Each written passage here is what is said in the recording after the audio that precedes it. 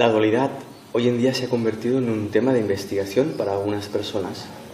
Incluso se han desarrollado ideas, hay algunas aproximaciones que hablan sobre la dualidad y la no dualidad, que es lo que se está descubriendo ahora. Pero en realidad nace de una experiencia. Nosotros estamos acostumbrados a ver, a vivir, a percibir, a pensar, a sentir en base a una percepción separada de las cosas. Es decir, que lo que percibo, lo percibo ajeno a mí.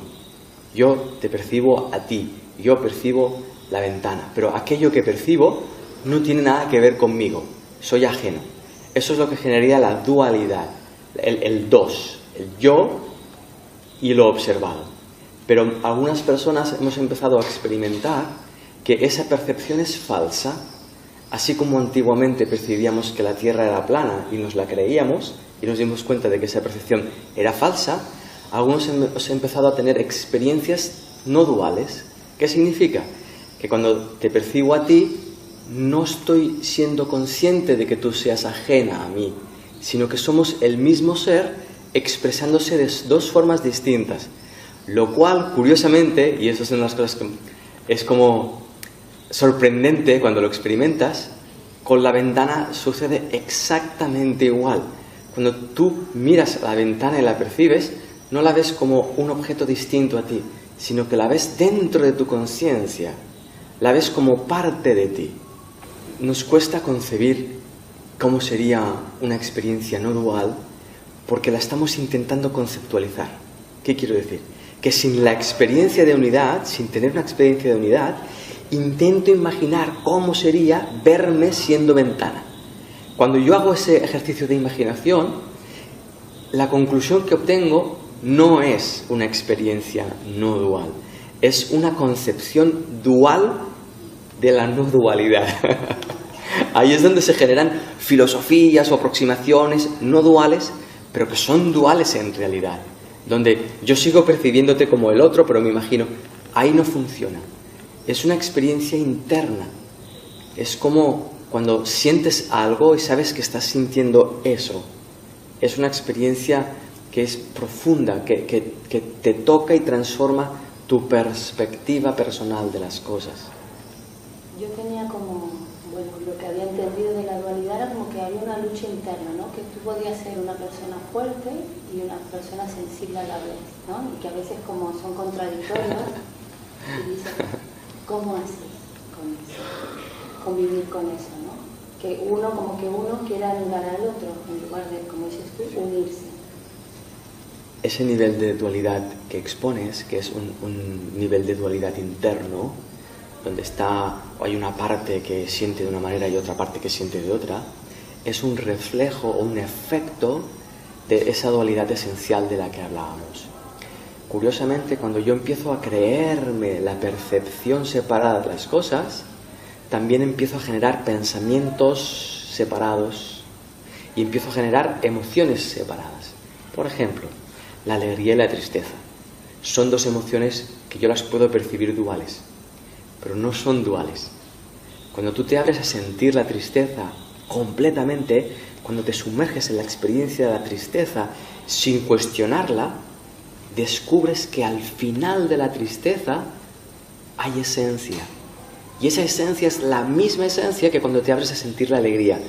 Pero tienes que terminar el proceso.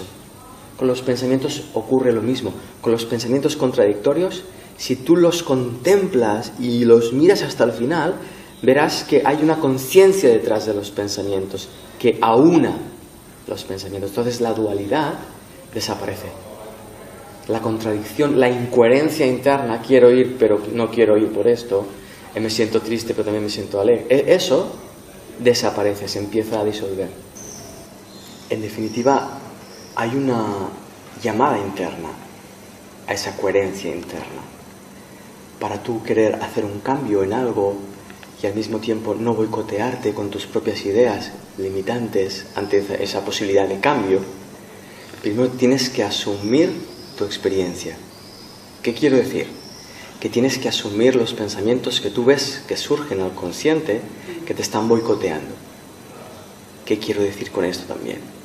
que los pensamientos que tú ves, que piensas, que están boicoteando tus ganas de cambiar, en realidad sí quieres pensarlos, porque sí quieres boicotearte, porque tienes miedo de ese cambio.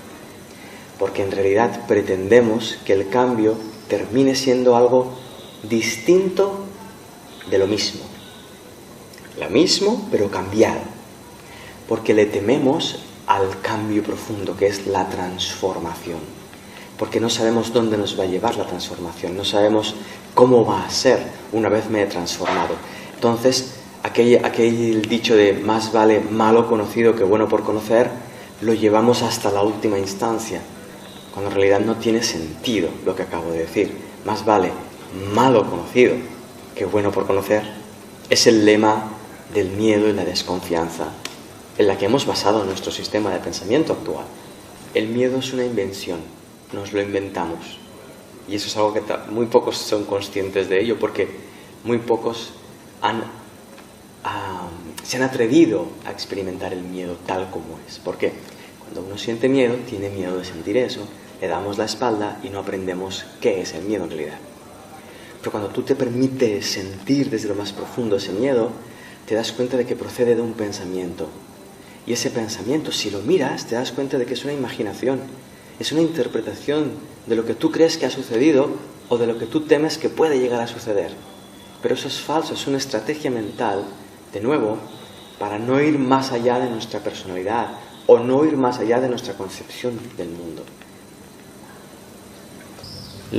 Lo que me expresabas, cómo te sentías ahora, ¿no? Entrevistando, si lo miras, incluso esa sensación de vergüenza, si la miras de frente, te darás cuenta de que detrás hay miedo. Y si sientes ese miedo, te darás cuenta de que detrás de ese miedo hay un pensamiento. ¿Puedes mirar cuál es ese pensamiento? Que no lo voy a hacer bien. Cuando te das cuenta de que detrás de ese miedo está el pensamiento, no lo voy a hacer bien, fíjate esto, qué fantástico es. Cuando puedo ver que el miedo que siento es porque pienso, no lo voy a hacer bien, puedo mirar ese pensamiento y preguntarle, ¿eres cierto? ¿Es cierto que no lo estoy haciendo bien? Y verás que no lo sabes. Que el pensamiento lo que dice es que no lo voy a hacer bien. El pensamiento te está disociando del presente y te lleva a temer un futuro que no está aquí. Por lo tanto, el miedo nunca es cierto. Nunca te habla del presente. Siempre te habla de lo que sucedió o de lo que puede suceder. Y cuando lo ves, te abres a la experiencia presente. Eso es clausurar la dualidad. La dualidad entre tu experiencia presente y la que tú crees que vas a llegar a vivir. Ahí uno empieza a descansar.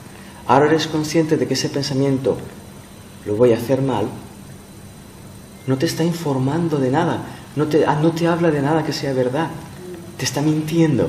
Entonces el miedo que sientes es una mentira, pero solo tú puedes descubrir eso cuando autoindagas. ¿Cómo? Usando el miedo. ¿Cómo? Dándole la bienvenida al miedo. Ahí surge un acto de creatividad. La yo vergonzosa, la yo incómoda, la yo con miedo, se transforma en una yo consciente, yo presente. Cuando te das cuenta de ese pensamiento y de ese miedo, te das cuenta de que no tiene ningún sentido. Este cuestionamiento que acabas de hacer, ¿qué sentido tiene entonces el miedo?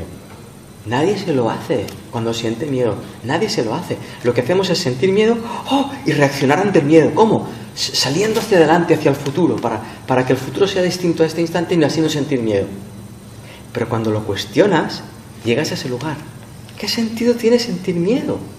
Y te das cuenta de que no tiene ningún sentido. Para este instante, no lo tiene. ¿De qué me va a salvar el miedo en este instante? ¿El sonido de las golondrinas?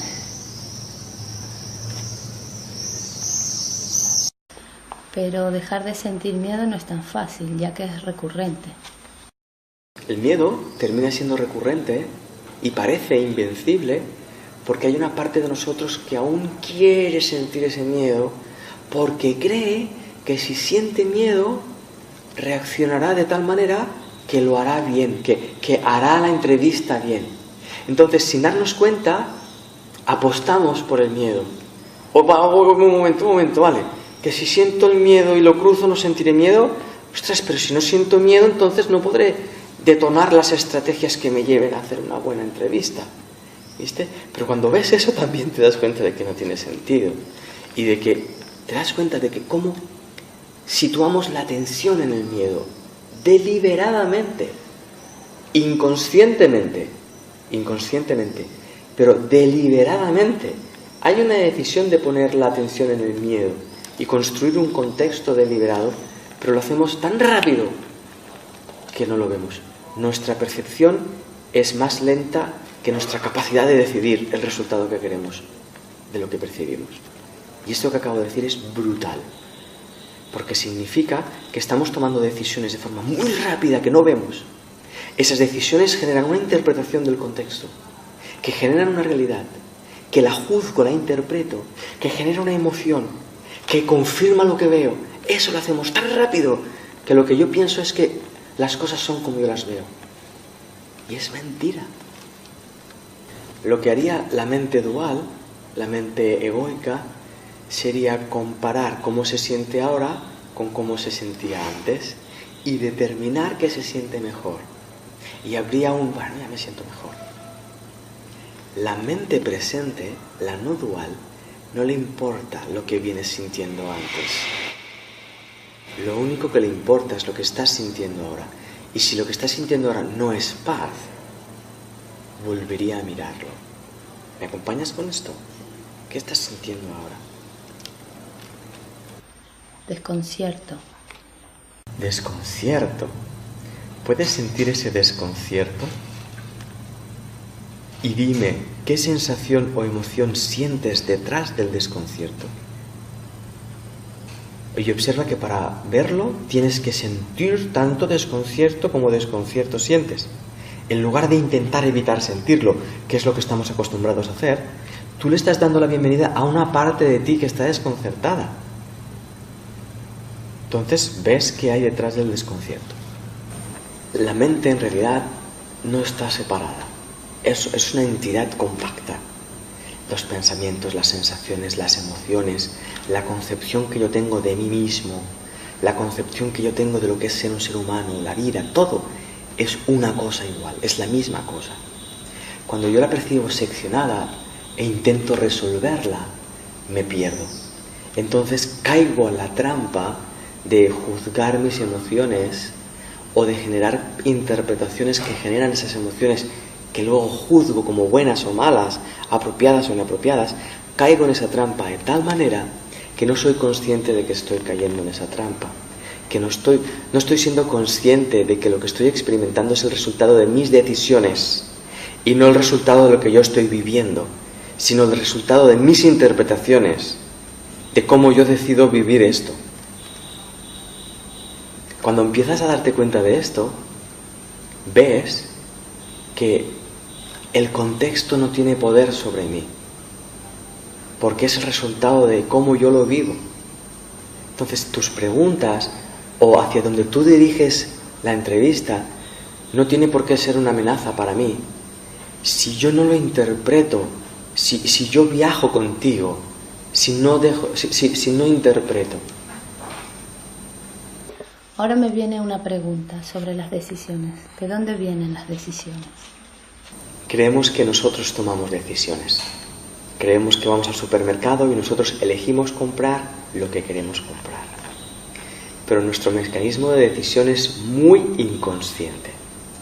Tanto es así que existe algo que se llama neuromarketing, que lo único que se encarga es de ver ese inconsciente a través del cual tú decides qué quieres para generar productos, texturas, tamaños, colores, olores, sabores, para que tú compres eso, para que tú decidas comprar eso, creyendo que lo estás comprando libremente porque es lo que tú eliges de todo lo que ves, pero en realidad hay un sistema detrás que te está llevando a ser esclavo de tus decisiones inconscientes. Lo mismo ocurre con nuestras relaciones. aquellas personas con las que nosotros decidimos compartir la vida, proceden de unas decisiones de las que nosotros somos esclavos, sin darnos cuenta. Mientras tú te sientas vacío de dentro, mientras tú no sepas quién eres ni por qué estás viviendo, serás esclavo de tus decisiones inconscientes, que lo que buscan es obtener algo que a mí me llene. Tú no puedes salir de ese mecanismo inconsciente hasta que no te abres a asumir la responsabilidad de ese vacío. Entonces, cuando yo te mire, seré libre de lo que yo pienso acerca de ti y de lo que yo decido respecto a mí en la relación contigo. ¿Me he explicado? Ese marketing lo usamos a unos niveles insospechados. Cuando tú ves una ONG, lo que pone enfrente de ti para que tú des un donativo es marketing. Está buscando impactar en ti. Está buscando impactar en un vacío existencial. Está tratando de generar una reacción. Cuando nos relacionamos con los demás, imagínate que yo me siento atraído por ti. Yo empiezo a actuar en forma de neuromarketing. Estoy intentando presentar a un ser humano enfrente de ti que te impacte de tal manera que tú reacciones queriéndote acercar a mí.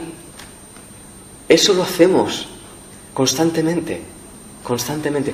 Cuando nos relacionamos con nuestros hijos, intentamos venderles nuestro prisma de la vida. Les intentamos vender nuestra versión de la moral, nuestra versión de lo correcto. Ellos no se lo creen, porque son libres, porque están plenos todavía, los niños pequeños. Les entra por aquí, les sale por aquí, porque no son esclavos todavía de la búsqueda. Están plenos. Entonces tú le ofreces una versión de cómo son las cosas. No, así no está correcto, es así. No te hacen caso, porque son plenos. Entonces, socialmente le tenemos pánico a la realización humana, porque si el ser humano se realiza, ya no es esclavo de lo que tú le ofrezcas. Es libre de sus propios pensamientos creativos. Y podríamos crear sociedades completamente nuevas y distintas, y eso al sistema le da pánico. Lo mismo ocurre a nivel interno. Mi propia creatividad me da miedo porque entraría en un espacio de desconocimiento. ¿Cómo podría manejar mis emociones? Pero en realidad, si no las puedo manejar ya. Cuando yo miro dentro de mí, me doy cuenta de que cuando yo empecé a creerme lo que me decían, era porque a mí me convenía. ¿Por qué?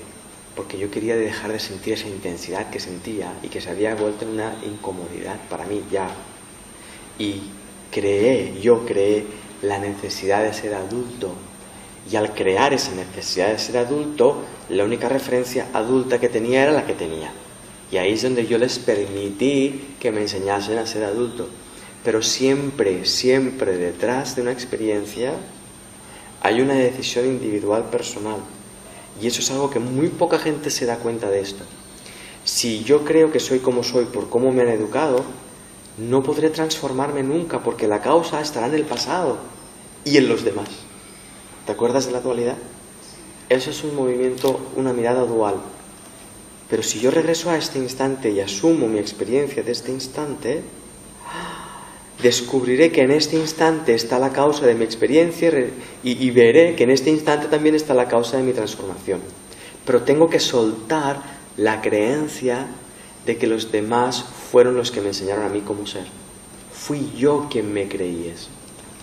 Parece que cuando eres pequeño cuesta más esa libertad de decidir qué quieres creerte y qué no quieres atraer, qué no quieres creerte. Pero en realidad hay un mecanismo de decisión ahí. Ese niño que exponías, al que se le dice miles y miles de veces no te muevas tanto, no te muevas tanto, no te muevas tanto, se le dice mil veces porque no se lo está creyendo 1000 veces. Está decidiendo no creérselo 1000 veces. Por eso sigue moviéndose, hasta que llega un momento donde él puede decidir empezar a creérselo, por la intensidad del contraste entre mi naturaleza activa y lo que yo veo que me están pidiendo ahí fuera.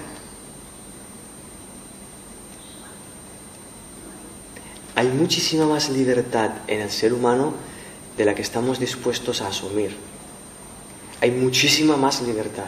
Y los niños son un ejemplo. Ellos son muchísimo más libres de lo que pensamos que son cuando les miramos. Hace muy poco vi un grupo de niños africanos que venían, si no recuerdo mal, de Nigeria.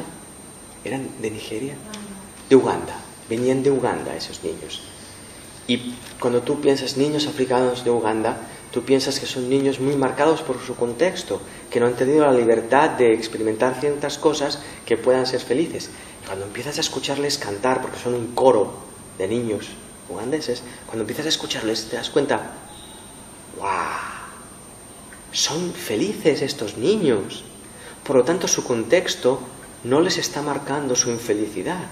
Somos nosotros, como cultura occidental, que les miramos y decimos, pobres niños, no son felices, les hace falta todo esto.